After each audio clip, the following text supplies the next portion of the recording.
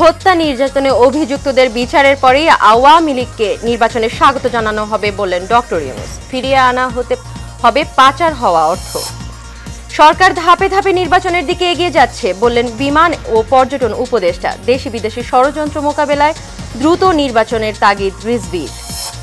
এবং বিগত সরকার রেলের উন্নয়নের নামে কোটি কোটি টাকা অপচয় করেছে বললেন রেল উপদেষ্টা।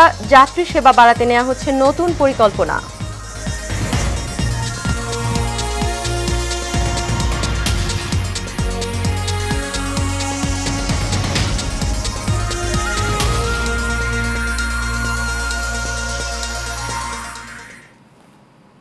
স্বাগত এশিয়ান নিউজে। পুরো সময় জুড়ে আপনাদের সঙ্গে রয়েছে আমি অরণ্য বিনতি ইউনুস। এতক্ষণ শুনছিলেন বিআরবি কেবল ইন্ডাস্ট্রিজ লিমিটেড সংবাদ শিরোনাম। চলে যাব পুরো খবরে। হত্যা ও নির্যাতনে অভিযুক্ত ব্যক্তিদের বিচারের পরেই আওয়ামী লীগকে নির্বাচনে স্বাগত জানানো হবে বলে মন্তব্য করেছেন প্রধান উপদেষ্টা ডক্টর মোহাম্মদ ইউনূস। মার্কিন সাময়িকী টাইমসকে দেওয়া এক সাক্ষাৎকারে এমনটা জানিয়েছেন তিনি। বৃহস্পতিবার প্রকাশিত ওই প্রতিবেদনে প্রধান উপদেষ্টা জানান, পূর্ববর্তী সরকার এমন একটি পরিবেশ সৃষ্টি করেছিল যেখানে দমন পীড়ন, হত্যা, মানুষের গুম এবং প্রতিটি প্রতিষ্ঠান ধ্বংস করা হতো। এটি ছিল একটি ফ্যাসিবাদী শাসন ব্যবস্থা। ভারতে অবস্থানরত শেখ হাসিনাকে নিয়ে ডক্টর ইউনূস বলেন, তিনি ভারতে বসে বিভিন্ন কথা বলছেন, যা শুনে দেশের মানুষও খুব বিরক্ত হয়। আওয়ামী লীগের আমলে দেশ থেকে পাচার হওয়া অর্থ ফেরত আনা হবে বলেও জানান ডক্টর মোহাম্মদ ইউনূস।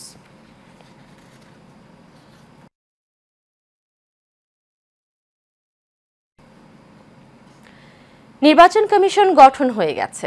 এখন সরকার ধাপে ধাপে নির্বাচনের দিকে এগিয়ে যাবে বলে জানিয়েছেন বিমান এবং পর্যটন উপদেষ্টা এবং ভূমি উপদেষ্টা এএফ হাসান আরিফ। গতকাল রাজধানীর শেরেবাংলা নগরে এশিয়ান আন্তর্জাতিক বাণিজ্য মেলার পরিদর্শন শেষে সাংবাদিকদের এই কথা বলেন তিনি। হাসান আরিফ বলেন, যারা নির্বাচন কমিশনে এসেছেন তারা সবাই অভিজ্ঞ। এই নির্বাচন কমিশন ভালো একটি নির্বাচন উপহার দিতে পারবে বলেও আশাবাদ ব্যক্ত করেন তিনি।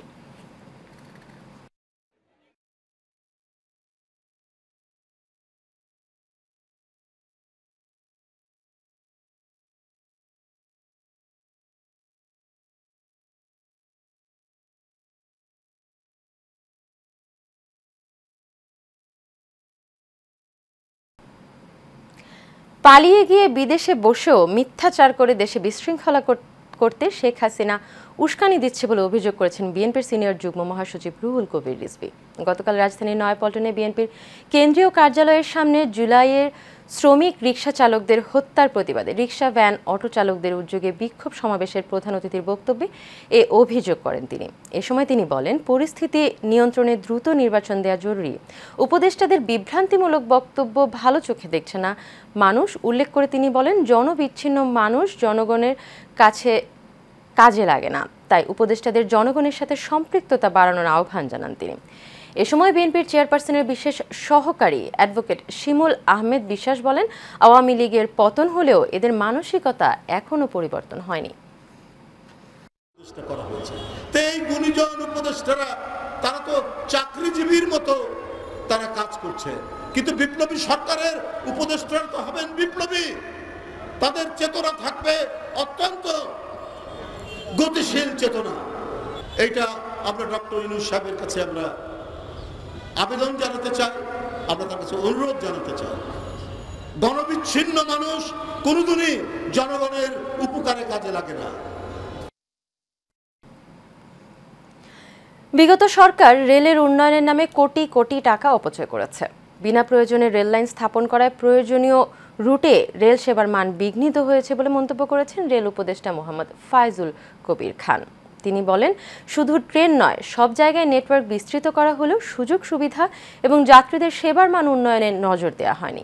সাংবাদিকদের প্রশ্নের জবাবে তিনি বলেন, প্রয়োজন না থাকলেও ব্যক্তিকে খুশি করতে গোপালগঞ্জ সহ বিভিন্ন স্থানে রেল স্টেশন তৈরি করা হয়েছে।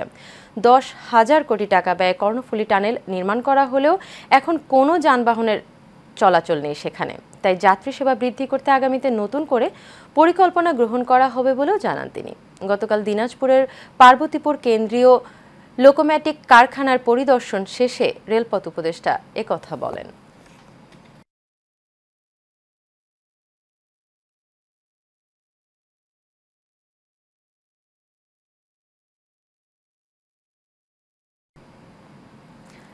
আদর, স্নেহ, ভালোবাসা, আস্থা, বিশ্বস্ততা আর পরম নির্ভরতার নাম বাবা।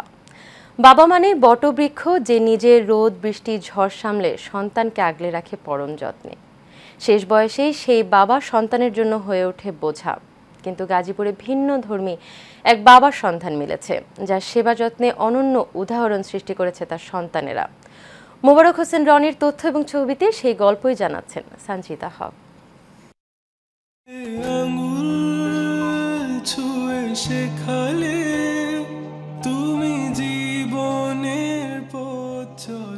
বাবা পৃথিবীর শ্রেষ্ঠ সম্পদ। দুই অক্ষরের এই নামটি উচ্চারিত হলেই যে কোনো সন্তানের হৃদয়ে জেগে ওঠে শ্রদ্ধা, ভালোবাসা ও কৃতজ্ঞতার অনুভূতি। আদর, স্নেহ, ভালোবাসা, আস্থা, ভরসা, বিশ্বস্ততা আর পরম নির্ভরতার নাম বাবা। একজন সন্তানের জীবনে বাবার অবদান বলে শেষ করা যাবে না, কিন্তু বার্ধক্যে সেই বাবাই যেন সবচেয়ে অবহেলিত আর ভারী হয়ে ওঠে সন্তানের জন্য। কিন্তু গাজীপুর মহানগরীর বাসন থানার দিঘিরচালা গ্রামের মোহাম্মদ হারেস আলীর সঙ্গে ঘটেছে ভিন্নধর্মী ঘটনা। শেষ বয়সে বাবার সেবা যত্নে সন্তান ও পুত্রবধূরা ব্যস্ত।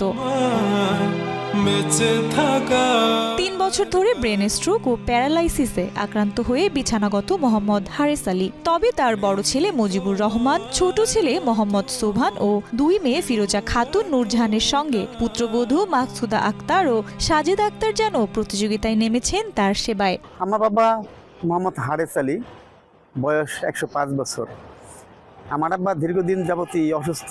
আমার ভাবি, আমার স্ত্রী, আমার মা যে সেবা করতেছে, এটা আমাদের এলাকায় নজিরবিহীন। আমাদের এলাকাতে সকলেই জানে যে আমার বাবা এলাকায় সবচেয়ে বয়স্ক এবং প্রবীণ মানুষ, এবং এই জন্য আমার বাবাকে সকলেই ভালোবাসেন। আমি আব্বার জন্য যতটুকু পারি সেবা করে যাচ্ছি। আপনারা সবাই বাপ মার জন্য সবাই দোয়া করবেন এবং সবাই এরকম সেবা করবেন। আপনারা সকলেই দোয়া করবেন যাতে আমার দাদা আরো দীর্ঘদিন আমাদের মাঝে থাকতে পারে এবং সকলেই তার দীর্ঘ আয়ু কামনা করবেন। অবহেলা আর বঞ্চনা নয় হারিস আলীর মতো এমন প্রতিটি ঘরেই বাবারা থাকুক ভালোবাসা, শ্রদ্ধা আর পরম যত্নে। সঞ্চিতা হক, এশিয়ান টেলিভিশন। যথাযথ মর্যাদায় বগুড়া সেনানিবাসের সশস্ত্র বাহিনী দিবস পালন করা হয়েছে। অনুষ্ঠানে মহান স্বাধীনতা যুদ্ধে বীর মুক্তিযোদ্ধা, শহীদ পরিবারের সদস্য ও সশস্ত্র বাহিনীর সকল সদস্যদের অবদান কৃতজ্ঞ চিত্তে তুলে ধরেন বগুড়া এরিয়া কমান্ডার এবং 11 পদাতিক ডিভিশনের জিওসি মোহাম্মদ খালেদ আল মামুন। এ সময় তিনি মহান স্বাধীনতা যুদ্ধে বগুড়া অঞ্চলের মানুষের অসীম সাহসিকতা ও বীরত্বপূর্ণ অবদানের ভূয়সী প্রশংসা করে বলেন, দেশের প্রতিটি ক্রান্তি লগ্নে বাংলাদেশ সশস্ত্র বাহিনীর মানুষের পাশে দাঁড়িয়েছে। এছাড়াও আন্তর্জাতিক পরিমণ্ডলে বাংলাদেশ সশস্ত্র বাহিনীর অবদান তুলে ধরেন তিনি। পরে কেক কাটা হয় এবং বীর মুক্তিযোদ্ধা ও শহীদ পরিবারের সদস্যদের উপহার সামগ্রী দেয়া হয়।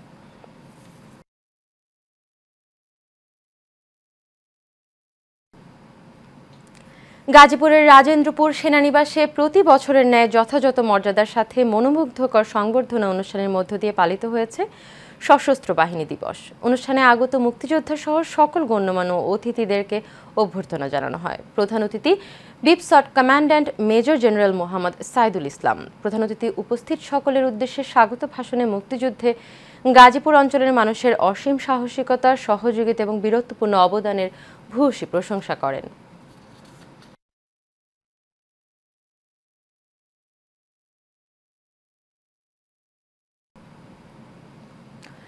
স্বৈরাচার ফ্যাসিস্ট খুনি হাসিনার বিচারের দাবিতে গাজীপুরের শ্রীপুরে বিক্ষোভ মিছিল অনুষ্ঠিত হয়েছে। শুক্রবার বিকেলে প্রয়াত বিএনপি নেতা, গাজীপুর জেলা বিএনপির যুগ্ম সম্পাদক, শ্রীপুর পৌর বিএনপির সহ সভাপতি শাহজাহান চঞ্চলের উত্তরসূরি SM পলাশ চঞ্চলের নেতৃত্বে এই বিক্ষোভ মিছিল অনুষ্ঠিত হয়। মিছিলটি মাওনা চৌরাস্তার ঢাকা ময়মনসিংহ মহাসড়কের 2 কিলোমিটার এলাকা প্রদক্ষিণ করে 2 নং CNB বাজারে এসে শেষ হয়। এতে যুবদল, ছাত্রদল সহ বিএনপির অঙ্গ সহযোগী সংগঠনের প্রায় কয়েক হাজার নেতাকর্মী অংশ নেয়।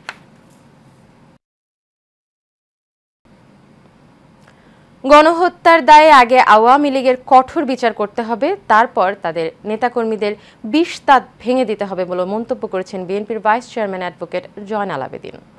শুক্রবার দুপুরে সাভারের আশুলিয়া শ্রীপুর এলাকায় আশুলিয়া থানা বিএনপির নেতাকর্মীদের সাথে মতবিনিময় শেষে তিনি এই কথা বলেন। বিএনপির vice chairman advocate Joynal Abedin এ সময় আরও বলেন, আগে শেখ হাসিনা সহ আওয়ামী লীগ নেতাকর্মীদের বিভিন্ন অপরাধে বিচার করতে হবে, তারপর তাদের বিচারের পরে আওয়ামী লীগ নিষিদ্ধ হবে কিনা তা দেশের মানুষ ঠিক করবে। এ সময় আশুলিয়া থানা বিএনপির সাধারণ সম্পাদক আব্দুল গফুর মিয়া সহ নেতাকর্মীরা উপস্থিত ছিলেন। শরীয়তপুরের ডেমুডায় বাংলাদেশ জাতীয়তাবাদী শ্রমিক দলের কর্মী সভা অনুষ্ঠিত হয়েছে। উপজেলার পূর্ব ডেমুডা ইউনিয়ন শ্রমিক দলের আয়োজনে হাওলাদার বাজারে এই কর্মী সভা অনুষ্ঠিত হয়। উক্ত সমাবেশে প্রধান অতিথির বক্তব্য রাখেন জাতীয়তাবাদী শ্রমিক দলের শরীয়তপুর জেলা সভাপতি হাজী এম.এ. কাইয়ুম চুন্নু মুন্সি। বিশেষ অতিথির বক্তব্য রাখেন ডেমুডা উপজেলা বিএনপির সাধারণ সম্পাদক অ্যাডভোকেট শাহাদাত হোসেন, বিএনপির নেতা সৈয়দ জিল্লুর রহমান মধু সহ আরও অনেকে।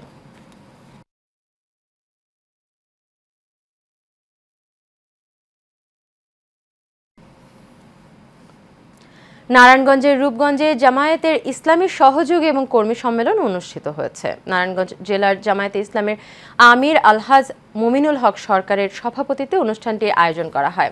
এ সময় আরও উপস্থিত ছিলেন মোহাম্মদ আলী খান এবং রূপগঞ্জ উপজেলার দক্ষিণের জামায়াতের আমির সাইফুল ইসলাম, আনোয়ার মোল্লা সহ অ্যাডভোকেট ইসরাফিল হোসেন সহ প্রমুখ।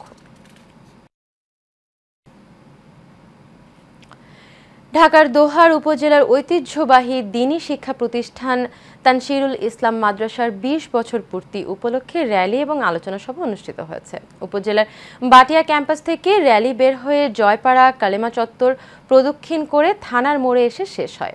এর আগে মাদ্রাসার সফলতা কামনা করে দোয়ার আয়োজন করা হয়। তানসিরুল ইসলাম মাদ্রাসার প্রিন্সিপাল এ.বি.এম. কামাল হুসাইনের সভাপতিত্বে উপস্থিত ছিলেন তানসিরুল ইসলাম মাদ্রাসার সিনিয়র শিক্ষক আব্দুল আহাদ, ইমরুল কায়েস, ওহিদুজ্জামান, আবু বকর সিদ্দিক, নিয়ামত উল্লাহ, মাহবুবুর রহমান, আবুল আল মামুন সহ সকল শিক্ষক শিক্ষার্থী ও অভিভাবকবৃন্দ। ব্রাহ্মণবাড়িয়ায় নবীনগর প্রেস ক্লাবের ৩৮তম প্রতিষ্ঠাবার্ষিকীর বর্ণাঢ্য আয়োজনের মধ্য দিয়ে পালিত হয়েছে। উদযাপন উপলক্ষে দোয়া মাহফিল, কেক কাটা এবং আলোচনা সভার আয়োজন করা হয়। অনুষ্ঠানে সভাপতিত্ব করেন প্রেস ক্লাবের সভাপতি শ্যামা প্রসাদ চক্রবর্তী। সাধারণ সম্পাদক সাইদুল আলম সৌরাফের পরিচালনায় প্রধান অতিথি হিসেবে উপস্থিত ছিলেন জেলা বিএনপির আহ্বায়ক এবং নবীনগর উপজেলা বিএনপির সভাপতি অ্যাডভোকেট এম.এম. মান্নান।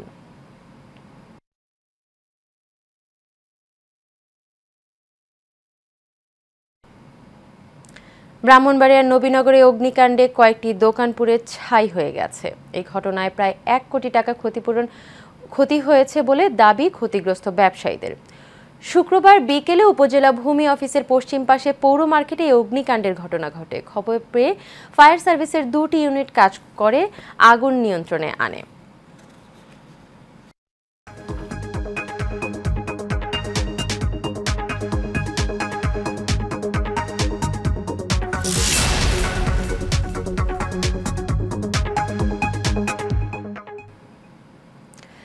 সরবরাহ বাড়ায় রাজধানীর বাজারে কমতে শুরু করেছে শীতকালীন সবজির দাম। তবে এসব সবজির দাম এখনও নাগালের মধ্যে আসেনি বলে জানিয়েছেন ক্রেতারা। এদিকে কিছুটা কমেছে পেঁয়াজ, মুরগি এবং ডিমের দাম। বিস্তারিত ক্যামেরাম্যান সাব্বিরকে নিয়ে জানাচ্ছেন শেখ সোহাগ।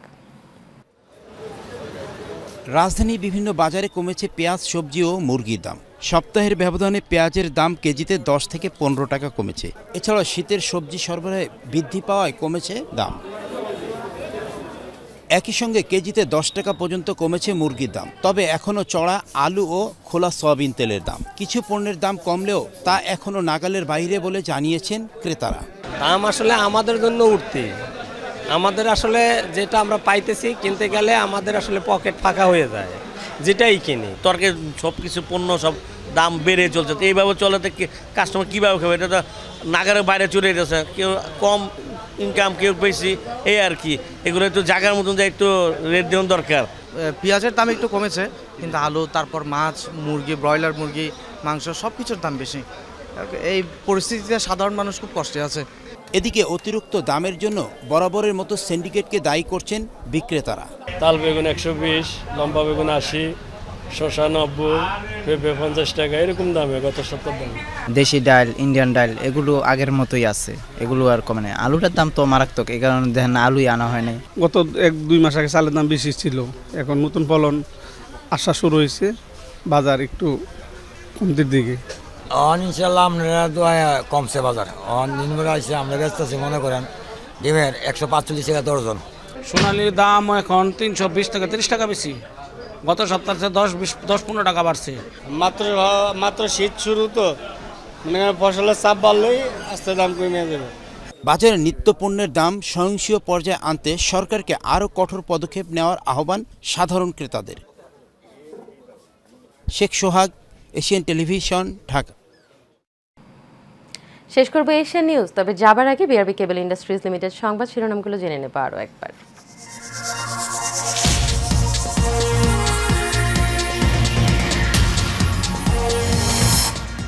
হত্যা নির্যাতনে অভিযুক্তদের বিচারের পরে আওয়ামী লীগকে নির্বাচনে স্বাগত জানানো হবে বললেন ডক্টর ইউনূস। ফিরিয়ে আনা হবে পাচার হওয়া অর্থ।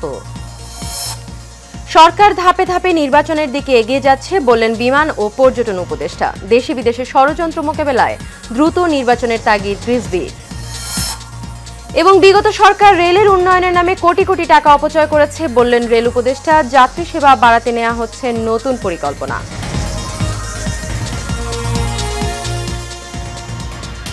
এশিয়ান নিউজ এ পর্যন্তই। পরবর্তী সংবাদ দেখার আমন্ত্রণ রইল। এতক্ষণ সাথে থাকার জন্য সবাইকে ধন্যবাদ।